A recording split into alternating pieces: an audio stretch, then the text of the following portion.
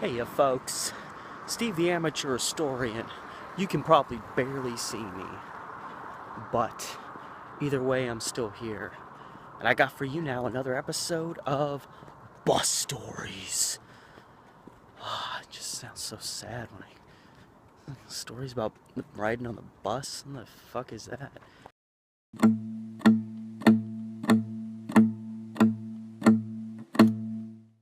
Boy, oh boy, I tell you, it was warm today, but it's getting chilly outside. Either way, this story, which happened to me fairly recently, I did a YouTube video on it, which was mostly just my immediate reaction when I was just like, that was close. This happened 4-5 months ago. I really honestly don't remember. This is actually technically not a bus story, one, because it involves the Max line, and it was at the actual stop, but you're waiting for public transportation. It's the same thing, essentially. So, I'm just gotten off work, and I'm going down to the Max stop. I had worked kind of a late shift, so I didn't get off till like 8:30, so I'm getting to the Max stop close to 9, so it's kind of getting late in the day. That being said, I arrive, and there's always at least one friggin' weirdo there. Some guy that's gonna walk up to you and stare at you weird, or he's gonna ask you for money, or he's gonna ask if you need weed, and then when I tell them I don't smoke weed, they're like, what the fuck are you talking about? There's always at least someone. But on this night, I arrive at the Max stop, it's the Holgate stop, and there's nobody there. So I'm like, anytime you arrive at a Max stop after dark and there's nobody else there, you're increasing your chances of surviving the night by like tenfold. So I walk down the length of the platform, get to the main part where you usually wait, and I realize there is somebody else there. I look off this way, and there's a guy who's sitting up against the platform, but he's not quite on it. He's actually got his feet on the railroad tracks, so he's sitting off the platform, and he's just got his head tilted forward.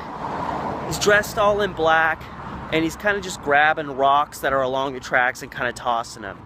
So at first I'm like, whatever, people, it's stupid, but people do it. Dumb teenagers, people that are daredevils, people that are bored, people that are trying to impress their friends, whatever. They'll walk onto the tracks, or they'll sit on the tracks, and of course they hear the train coming, or they see the light turn on that says it's, one stop away. They get up and move.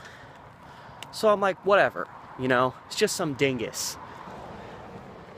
And then I notice the guy tries to stand up. He gets up, and then he just, the moment he gets to his feet, he just falls face first, so he just flops across the tracks. And all of a sudden, I'm like, wait a minute. And then I look up. The yellow light is on at the start of the stop. That means the Max has left the station right before ours. I never get to the Max stop right before the train shows up. No matter how hard I try to get there right on time so I don't have to wait forever, whenever I get to the Max stop, it's always 5, 6, 7 minutes away if I'm even lucky. This day I get there, it's like less than 2 minutes away. So this guy flops back on his back, but he's still down on the railroad tracks. And the big problem with that is this train is coming from this way. It's like one of the shortest stops in the history of TriMet. It literally goes, and it's here. It takes maybe 45 seconds to get from the Powell stop to the Holgate stop. Anybody who's taken the Green Line knows the stops are literally right next to each other. So all of a sudden I'm like, wait a minute. And I look and I see the light, train coming around the corner. This guy has no fucking clue what is happening in the world. I look back at him, he's just flopped down, just hands he has no idea. And the train is coming, it's right here. And all of a sudden I realize, shit, this guy is messed up on something. This guy is high, he is drunk off his ass.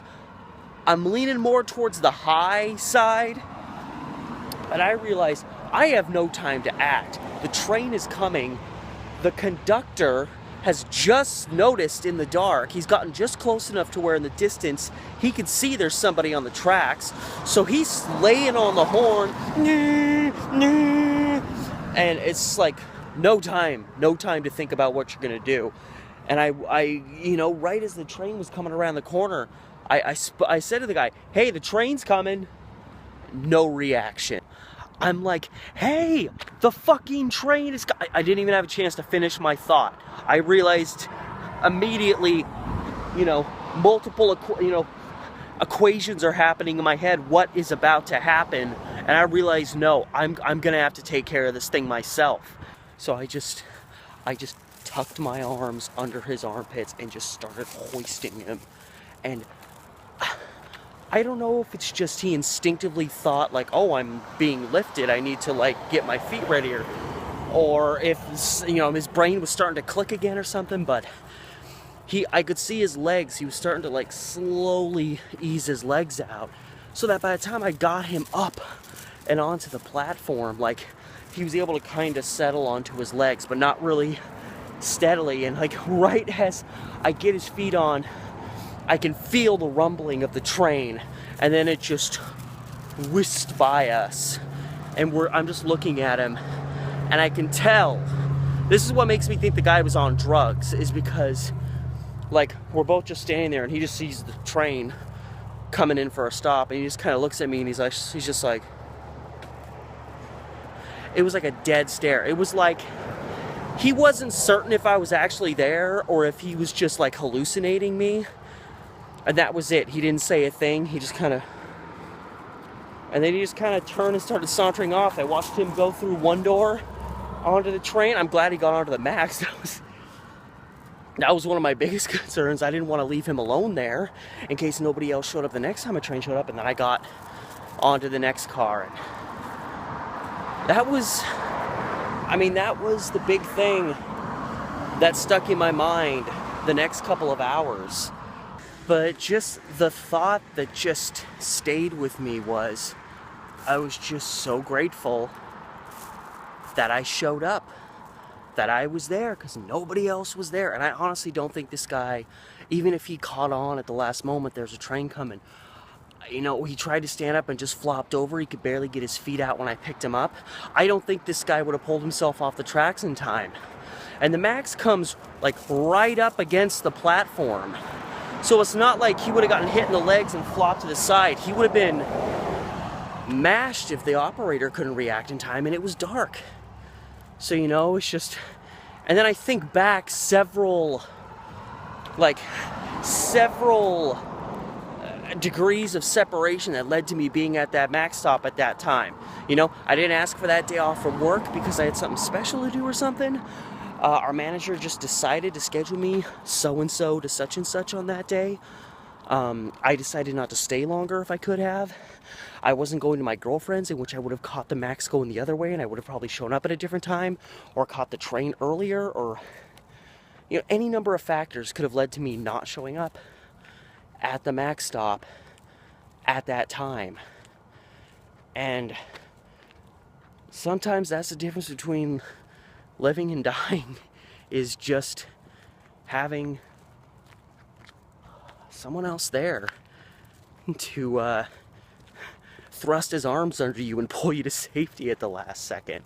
You know, I hope if I'm in the same position as that guy, I'm not going to be alone, and that if I can't save myself, there'll be someone there to do the work for me. Like, it kind of shakes me up just thinking about it again. You know, I'm a white suburban kid. I'm not used to brushes with death. Oh, Lord. So be safe. And if you're going to do hard drugs, stay home. In fact, if you're going to do anything that can mess up your coordination, just stay home. That's the lesson from this bus story. And I'll see you guys next time.